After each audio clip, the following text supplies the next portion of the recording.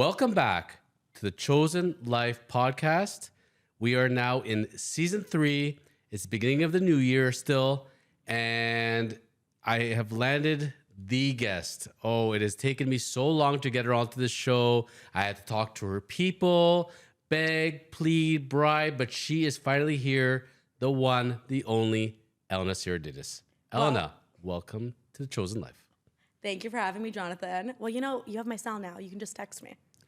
I know, but you have people answering it and they're going to get back to me. It's a problem, when you get that big in life. So before we're talking about the present, let's scale it back to the past a little bit. So I'm your host, Jonathan A. Cohen, author of the Bible 3.0, the 6 Commandments of the Chosen Life. It's funny how we have the podcast called The Chosen Life, and turns out there's a book called the Bible 3.0, the 6 Commandments of the Chosen Life. Quite a coinkydink, eh? It is. It's the chosen book now. It's a chosen book. I like that. No one 2024, the chosen book. The chosen book. I like that. So, my chosen guest. Let's start off in history class, because not everybody's aware how Jonathan met Elena, how Elena met Jonathan. So, do you recall how we first interacted? How can I forget? Please. We first met after a Buzz conference. We were both speaking there. And after your presentation on assignment sales, I sent you a message and said, "Hi, Jonathan, we're going to be best friends." And you probably thought about in your head, "I can do the easy deals too, though, Elena." I was actually thinking another stalking DM, oh my Lord. But it turned out you were legit. And we did become best friends. Well, we might see each other once a month, at least. At least. And we talk maybe every day. Pretty close. Yeah. And, But you still got to get through my people. And 98% of the time it's business and 2% it might be yoga. Yes. Or about Ollie. So I got to tell you, you were one of the first people I told the book concept to, and you were so positive about it. I got to tell you, you helped fuel so much energy for me to actually want to write this book. I got to tell you, how do you captivate so much positivity and help others with your thoughts? It's incredible. Well, you have a very interesting story. I'm flipping it back to you. And through knowing you and through getting to know you time and time again, you realize quite quickly that you have a lot of different life experiences. And why wouldn't you write a book? That was organically the next step of what you should be doing. Share with others what you've learned. And you've gone through a lot of things. Before you became partner at a huge law firm and are helping hundreds of real estate agents with their transactions, you went through a lot. And this book kind of outlines how you became who you are. Well, as one of the first readers of the book, you were part of the beta group, actually. So there was a very limited beta group that my publisher told me, we have to put together a list of people that you trust that will read it and will actually give you feedback and from diverse life experiences. And I thought to myself, yeah, she's got to be on there. So I rushed to have you read it. And it's kind of funny because people just think this is a self-help book, and I was very anti-self-help, that concept.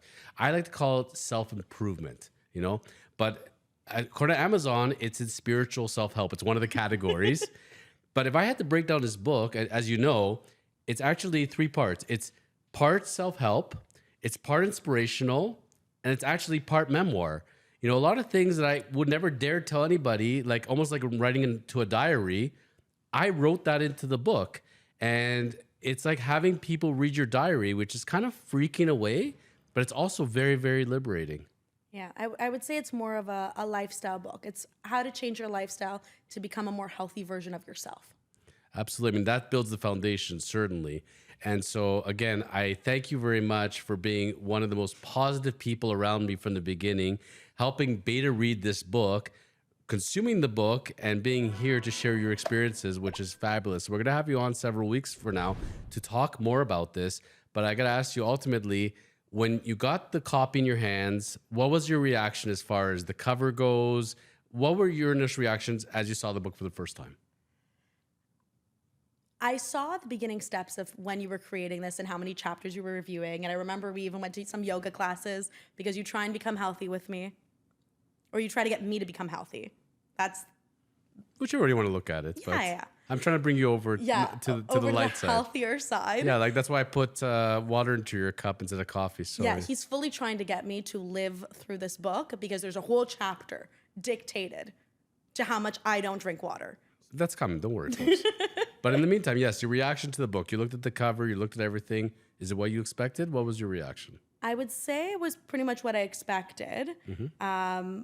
But the internal of the book, like what it actually says inside, is much more than what you were explaining to me originally your thoughts were. So it exceeded my expectations from that end. Did the title shock you? The title did shock me, but I thought you were going to name it something else. What, the chosen book? No. Elena's Guide to Drinking Water? I can't say what you were going to name it. Oh, boy. Okay. Well, We'll talk after. We'll talk off air about that. Jeez. Okay. Well, you put me on the spot. You told me what your name was. So ultimately, how did you feel as far as seeing it on your nightstand? Did you keep going back to it? Did you read it in order? What was your process of consuming the book?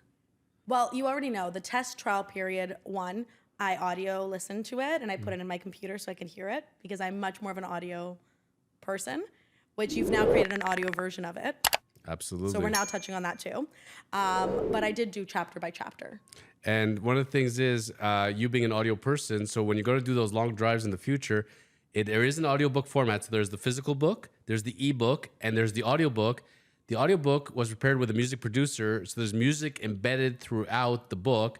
So for somebody expecting a traditional audiobook, they may be very surprised with this one. This is more of a production as opposed to just a straight book. So I wanted to entertain people as well as educate and help them, be their guide and help them find to be the best themselves possible, ultimately. Definitely. Becoming the best version of yourself. Absolutely. And, one of the things is it all begins with how we view ourselves, right, Elena? We look at ourselves in the mirror and what do we see?